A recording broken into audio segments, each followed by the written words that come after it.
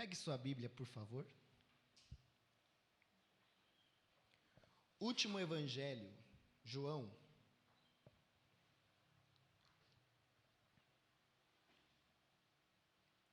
João capítulo 13.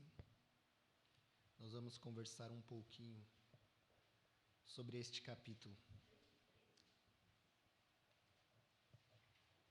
Evangelho de João, capítulo 13.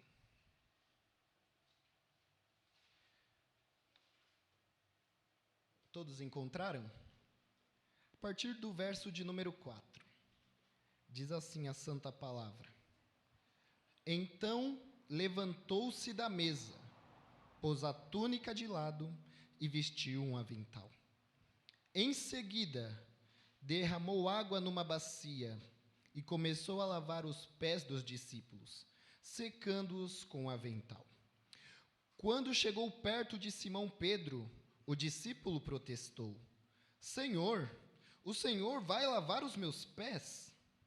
Jesus respondeu: Agora você não entende o que eu estou fazendo, mas depois de tudo, você vai entender o que faço. Pedro insistiu: Senhor, não lava os meus pés, nunca. Jesus disse: Se eu não lavar, você não poderá ser parte do que eu estou fazendo. O Senhor disse Pedro: Então, Senhor, não lave apenas os meus pés, lave as minhas mãos, lave também a minha cabeça. Pode sentar, querido, por favor. Hoje nós vamos conversar um pouquinho a respeito, independente do grau que você tenha, independente do ministério que você carregue, a sua essência é e sempre será ser servo. Nunca deixe de ser servo. Se Deus te levar a patamares maiores, não se esqueça que lá você também é servo. E eu quero conversar com você nessa manhã a respeito. Independente da circunstância, não perca a referência de Jesus como servo. Olha, nós começamos a leitura no Evangelho de João. Só que a Bíblia nos traz 4 evangelhos. Mas evangelho quer dizer, Mateus, boas novas. Só que boas novas só existe uma. Como existe um evangelho, só que 4 autores se denominam no livro como evangelho. Um certo historiador disse que para comprovar o testemunho de uma pessoa, às vezes é necessário que outras testifiquem também a mesma coisa. Então, por que 4 evangelhos? Para que todos testifiquem do mesmo Senhor. E a Bíblia vai nos apresentar os primeiros 3 evangelhos, conhecido como sinóticos. Sinóticos nada mais é do que aqueles 3 homens, Mateus, Marcos e Lucas, escreveram a narrativa de Jesus enquanto estava na terra, da mesma forma. Todos eles escreveram os milagres, todos eles escreveram as libertações, todos eles escreveram a cura, um igual ao outro. Mas João, a Bíblia diz que o Evangelho de João é diferente. Além dele escrever o que os mesmos 3 primeiros escreveram, ele acrescenta detalhes. Então é por isso que em muitas ocasiões, quando um pecador vem para o Senhor Jesus, a primeira coisa que a gente observa e pede: leia primeiro o Evangelho de João e depois os demais evangelhos, porque o Evangelho de João traz detalhes que outros evangelhos não teve. Por exemplo, essa passagem que nós acabamos de ler é única e exclusiva do Evangelho de João. E nessa manhã, nós temos que entender uma coisa: se existem 4 evangelhos, nós precisamos separá-los. Primeiro, O Evangelho de Mateus, ele foi escrito para um público seleto. Ele foi escrito para os judeus. O Evangelho de Marcos foi escrito para os romanos. O Evangelho de Marcos foi escrito para os gregos. E enquanto o Evangelho de Lucas foi escrito para os romanos. Mas o Evangelho de João foi escrito para a igreja. E nessa manhã o Senhor quer falar com a sua igreja. Não foi à toa que nós acabamos de ler este Evangelho de João. E eu gostaria que você falasse para si mesmo. Põe a mão no seu peito e diga assim: o servo faz aquilo que ninguém faz. O servo precisa esperar aquilo que ninguém espera. O servo precisa permanecer quando muitos desistiram. Amém? Então é sobre essa passagem que nós vamos conversar nessa manhã, e todas essas menções está escrita no Evangelho de João. E eu quero começar por essa primeira esfera, fazer o que ninguém faz. Nós temos vivido um tempo em que os rótulos têm tirado de nós uma essência. Sabendo e tendo em mente que o Evangelho agora qual nós lemos, capítulo 13, trata de Jesus como servo. A gente observa que quando a gente alcança determinados patamares, aquilo que nós fazíamos antes, agora por nós estarmos em um status, em um patamar elevado, a gente deixa de fazer. Mas se a gente olhar para a vida de Jesus, pelo que nós acabamos de ler, para o capítulo de número 13, nós vamos ver que Deus, o próprio Jesus, se encarnou como Deus, mas viveu uma vida de servo. O homem de glória, o homem coroado de majestade, deixou o seu esplendor para permanecer e servir como servo. Então, queridos, a gente entende uma coisa, que ainda que Deus te coloque em patamares altos, ainda que Deus te leve a lugares que outros não podem ir, entenda que você tem que ir como servo. E você precisa fazer aquilo que Ele te chamou para fazer, ainda que ninguém faça. Mas a gente entende uma coisa, que para fazer aquilo que ninguém faz, nós precisamos deixar de lado a avareza, que muitas vezes entra no nosso coração. Para fazer aquilo que ninguém faz, nós precisamos descer dos degraus do ego e do orgulho, para fazer o que ninguém faz. Para fazer o que ninguém faz, nós precisamos matar a nossa carne. E como diz o apóstolo Paulo, aquilo que eu não quero fazer, isso eu faço. É necessário matar esse homem. Então aprenda que quando Jesus nos chama para servir, Ele já dá uma autoridade para a igreja. Vocês são as únicas pessoas capazes de fazer aquilo que o mundo não pode e não quer fazer. Quando João ele escreve para a igreja, a gente tem que entender uma coisa. Talvez eu não sei se você percebeu isso, mas a igreja, ela é o único lugar em que o maior serve o menor.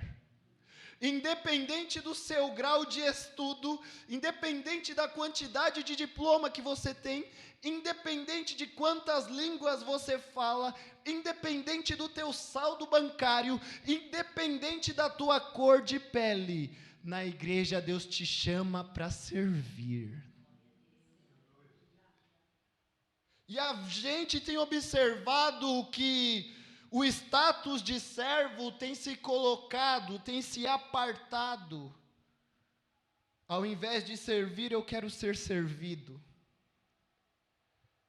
Jesus nos chama para servir. Com relação a ser servido, deixa que Ele faça a honra em nós. E aí a gente vai entendendo as nuances da palavra do Senhor, e a gente observa que todos estão ali no cenáculo, no momento da Santa Ceia, e Jesus pega todo mundo de surpresa. Ele faz o que ninguém faz. E na história, olha que interessante, o judeu não tinha costume de lavar os pés de outro judeu, porque eles acreditavam que essa tarefa, que essa atividade, tinha que ser do servo menor.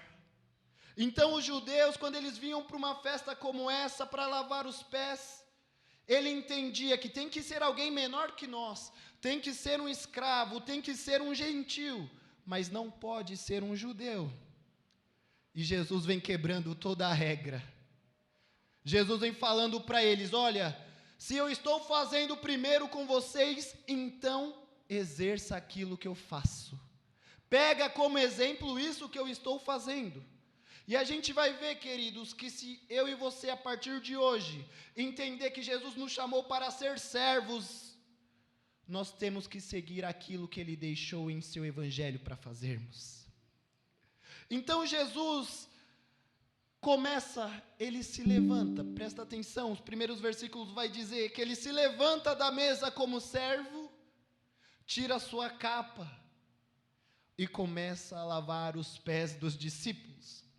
Jesus não está se importando se os pés dos discípulos estão com barro, se os pés dos discípulos estão sujos, se nos pés dos discípulos tem frieira, se nos pés dos discípulos a unha está grande, se nos pés dos discípulos tem mau cheiro. Jesus chama para servir, independente da situação. Sirva, sirva, sirva.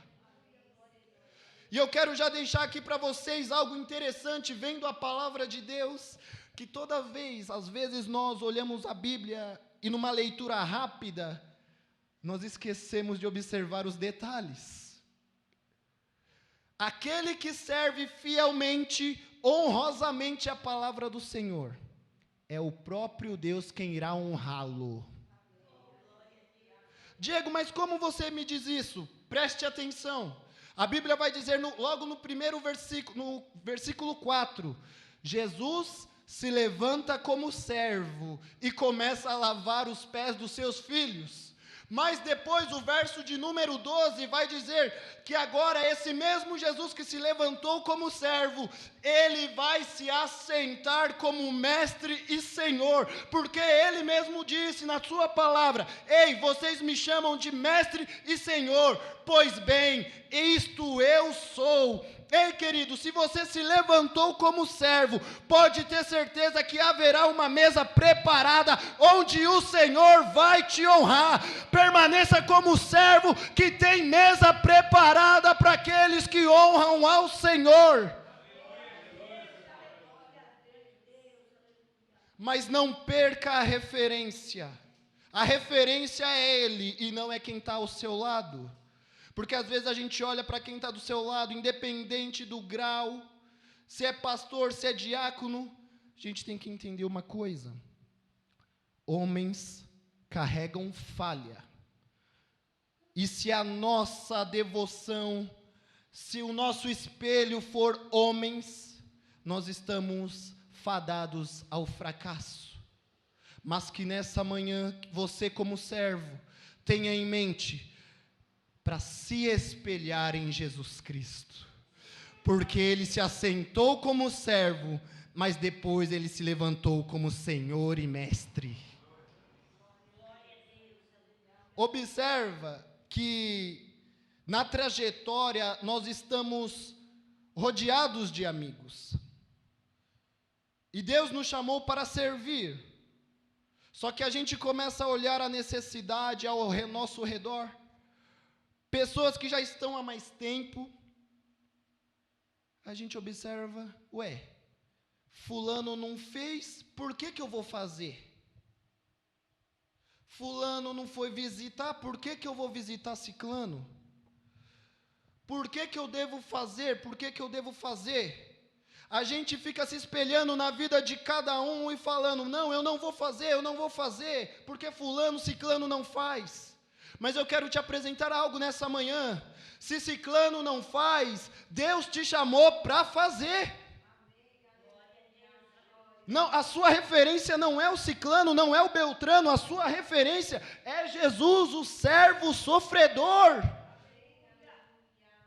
Seja servo, independente de se fazer ou se alguém não fazer, faça a sua parte, porque Jesus tem preparado uma mesa especial para aqueles que são servos fiéis. Outro ponto, fazer o que ninguém faz. Agora também a gente tem que entender uma coisa, que nós vamos nos doar em prol dos outros, nós vamos amar muito, nós vamos nos entregar muito, mas entenda que no decorrer do caminho você pode também levar pedradas, mesmo fazendo o bem. Por isso que eu disse, esperar o que ninguém espera. Nós temos vivido uma época em que a igreja só está recebendo e quer receber coisas boas, alegres e felizes. Mas nós temos que preparar o nosso coração também para o dia da decepção, porque pessoas podem nos decepcionar. E aí a gente vai para a palavra no capítulo 13 mesmo do Evangelho de João. Jesus lavou o pé de Judas, não se importando se Judas estava com frieira, se Judas estava com o pé cheio de barro. Jesus lavou por amor. Jesus se entregou por Judas, mas Judas era o servo traidor. E aqui, querido, eu quero te chamar a atenção. Entenda que quando Jesus nos chama para servi-lo, o evangelho não é um mar de rosas. Não pense você que vindo para o Senhor tudo vai ficar bem. Querendo que o Senhor mude situações, Ele é capaz de mudar com toda certeza. Mas primeiro, antes que Ele muda, conheça quem Ele é. Primeiro conheça quem Ele é, o que Ele faz, e aí você vai entender que Ele é capaz de mudar situações. As pessoas fazem o contrário, eu vou para a igreja para que Ele mude a situação, mas não para saber quem Ele é. E aí a gente vê que Jesus, Ele dá uma alerta para os seus discípulos. Ele chama os seus discípulos para forjar eles num caráter, olha, prepare o seu coração, porque vai ter dias difíceis, vai ter dias de desapontamento. E aí Jesus diz, olha, eu vou para o Pai, primeiro, mas enviarei o Consolador. Bispo, preste atenção, se Jesus está falando que enviará o Consolador, é porque vai ter pessoas tristes, porque não precisa enviar o Consolador para quem está alegre. Eu nunca vi isso, você está alegre, eu vou enviar aqui o Consolador que vai te abraçar para chorar porque você está alegre. Não existe, o Consolador vem para ajudar aqueles que estão tristes. E aí depois Jesus dá outra advertência, outro ânimo para os seus discípulos, olha, tende bom ânimo. Por que ter bom ânimo? Porque vai ter dia que vai ter desapontamento, mas continue sendo servo, porque eu venci e você também vai vencer. Então, querido, não pare de ser servo, faça da melhor maneira. Se o Senhor te chamou para fazer o que for, faça da melhor maneira, porque enquanto você trabalha como servo bom e fiel, Ele visita a tua casa e salva a tua família. Quando você trabalha como servo bom e fiel, Ele visita a tua saúde e te cura. Quando você trabalha como servo bom e fiel, Ele abre portas aonde não tem portas. Quando você trabalha como servo bom e fiel, Ele te honra no ministério. Este é o nosso Deus. Não procurem ser honrados por homens, porque de homens nós vamos tirar chateações. E aí eu entendi de novo, olhando para a Bíblia, a diferença de dois servos. É duro, queridos, a gente receber chateações de quem está do nosso lado. É duro a gente ouvir palavras que nos machucam de quem está do nosso lado, quem deveria ser o braço amigo, está contra nós. Isso pode vir dentro de casa, isso pode vir dentro da igreja. Mas nessa manhã, Deus quer te mostrar 2 exemplos de amigo, e Ele já quer te dar um conselho para a tua alma. Escolha bem as tuas amizades. Por que eu estou dizendo isso? Porque Jesus está no cenáculo junto com seus servos, com seus discípulos, e é momento da Santa Ceia, bispo. E aqui agora eu quero te apresentar 2 servos, João e Judas. Jesus, a primeira coisa que ele faz, ele parte o bocado, o pão, e ele entrega o primeiro pedaço para o amigo chamado Judas. Quem é Judas? O traidor. Diego, mas por que Jesus entregou o primeiro pedaço de pão para o traidor? Porque Jesus estava dando oportunidade para Judas. Se arrependa, se arrependa, se arrependa, porque você vai participar do meu corpo e do meu sangue. Se arrependa, se arrependa, se arrependa. Mesmo Judas participando, ele não se arrependeu. E detalhe, agora nós vamos para a história judaica. Quando um anfitrião, imagine que eu vou oferecer uma festa, e eu tenho todos vocês de convidado, então eu sou o anfitrião, eu sou o dono da festa, e aí, seja o primeiro pedaço de pão, seja o primeiro cálice de vinho, eu vou e entrego para o bispo. Eu estou dizendo para todo mundo que está naquela festa, olha, o primeiro pedaço, seja de pão ou seja de vinho, eu estou dando para o meu melhor amigo. Ele é o meu amigo íntimo. Jesus entregou para Judas o primeiro pedaço, dizendo a todos: eu sei que você vai fazer comigo, mas você é meu amigo íntimo. E Judas mesmo assim traiu. Agora nós vamos para a mesma situação. A Bíblia diz que todos estão na mesa. E agora quem está do lado de Jesus é João. João nunca, pode folhear a Bíblia, foi dito para ele: João, você é meu amigo íntimo. Pelo contrário, João, você é meu discípulo amado. E aqui vem a diferença, querido, dos 2 discípulos. Cuidado com as amizades que você acha que é a melhor para você. Cuidado para quem você entrega as verdades que saem do seu coração. Porque, como Judas, independente se é amigo íntimo, não significa que te ama. Segundo, mas se é João, mesmo que te troquem por 30 moedas de prata, mesmo que falem com a sua amizade, João estará do seu lado, colocando a cabeça no seu colo, para dizer: eu estou com você.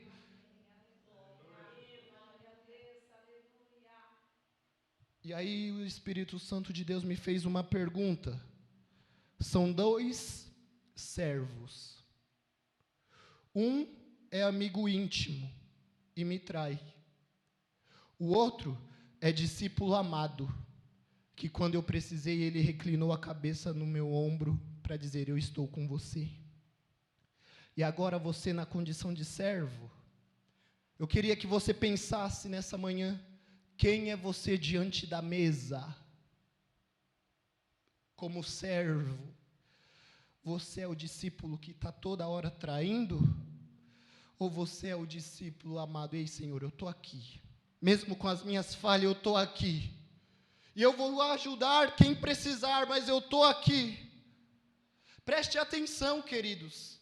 A traição aconteceu em um culto de Santa Ceia. Ah, Diego, mas eu estou chateado com o pastor, eu estou chateado com o líder dos jovens, eu estou chateado com a irmã do círculo de oração. Entenda, que momentos como esse, chateações podem vir de qualquer lugar. A igreja é um ambiente, querido, ainda que seja santo, mas ela abriga pessoas que estão no corpo, como pessoas que também estão fora do corpo. E a Bíblia diz que o fato de Judas ter participado, mesmo assim, da Santa Ceia, ele estava carregado de demônios. Por isso que o apóstolo Paulo, escrevendo em 1 Coríntios, capítulo de número 11, ele vai dizer: aquele que come e bebe indignamente do meu corpo, come e bebe para a sua própria condenação.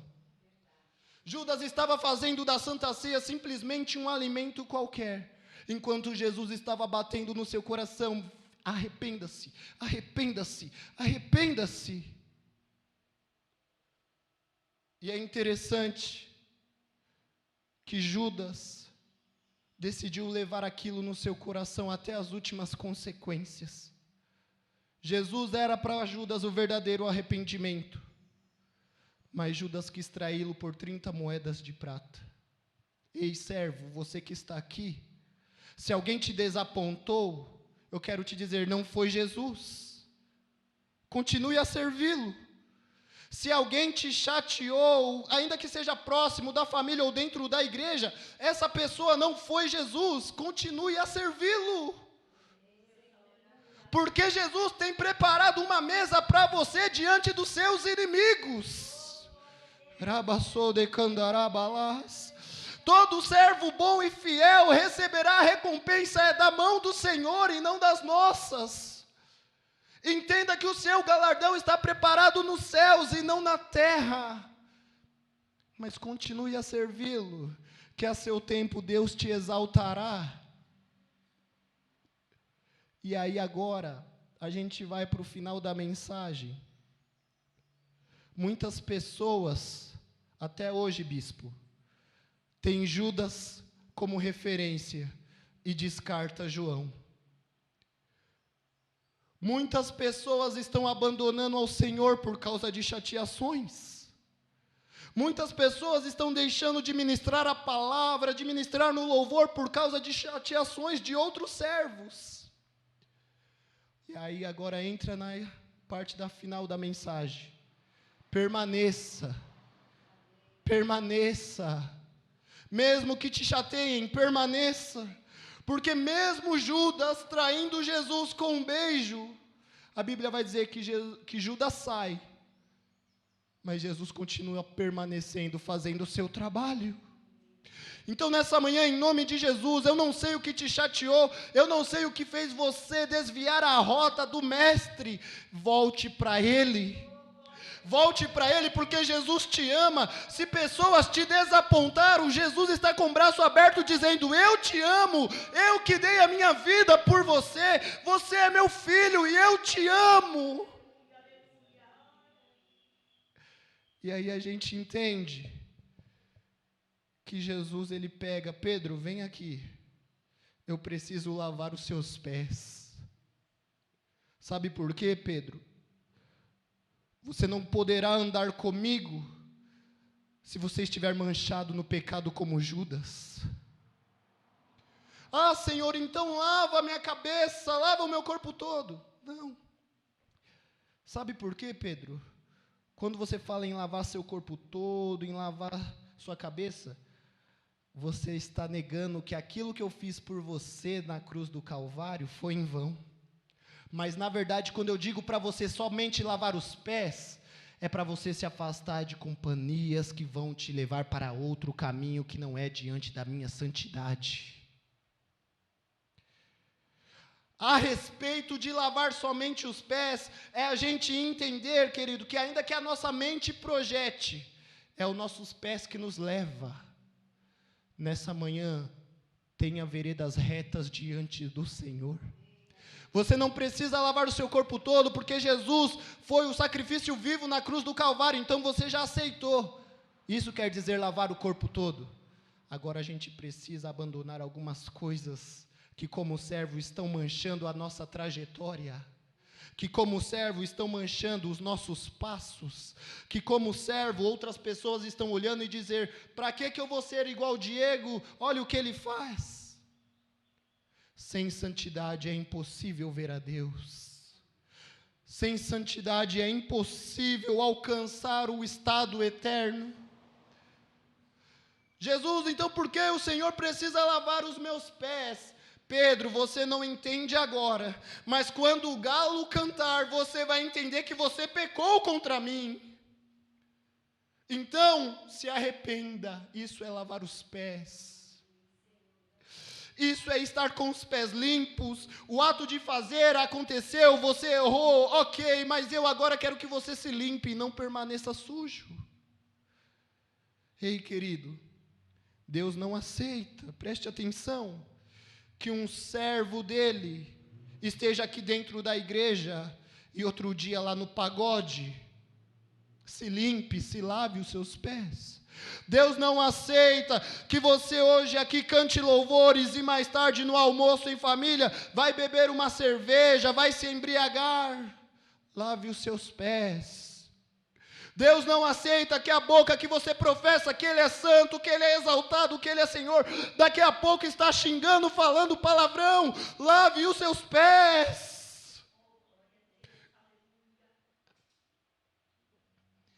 E aí Jesus ensina para Pedro, olha Pedro, você já está limpo, filho, mas lave aquilo que está te afastando de mim.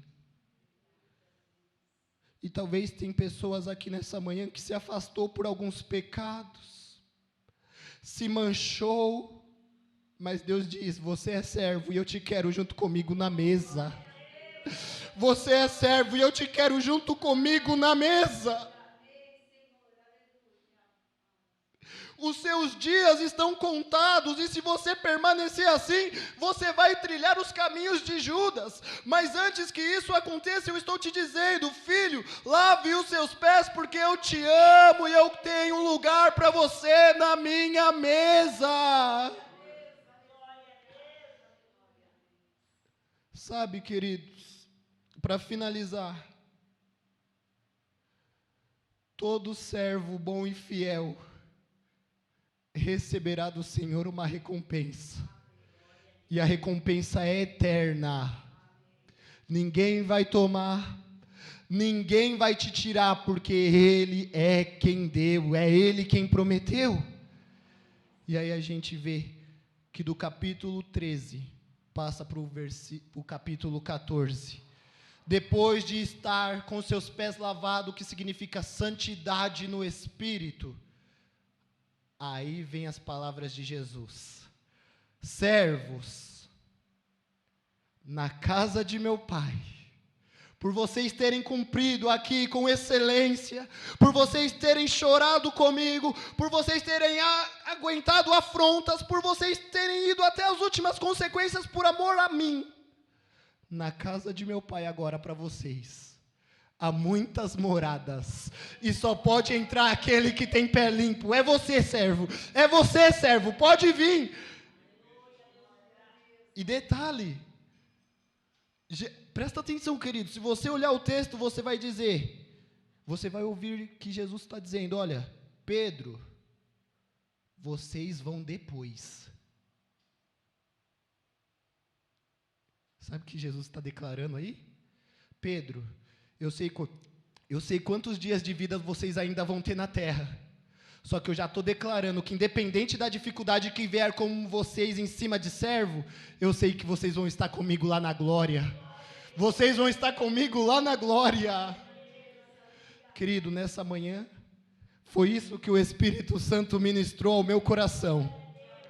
Jesus está dizendo para você aqui, ó, eu vou ir para o Pai, mas vocês vêm logo depois. Jesus já está decretando que você vai vencer. Jesus já está decretando que você vai estar limpo pela palavra. Jesus já está decretando que os seus pés vão estar como veredas retas. E nessa manhã Ele levanta o seu povo para servi-lo de coração. E eu gostaria de orar por você. Você que ouviu essa mensagem. Você que sabe que o Senhor te chamou para essa obra, mas que por alguma infelicidade, que por alguma tristeza, que por alguma decepção, seja com homens ou com situação, você se afastou. Jesus ainda está dizendo para você: tem lugar na mesa, e eu quero você comigo.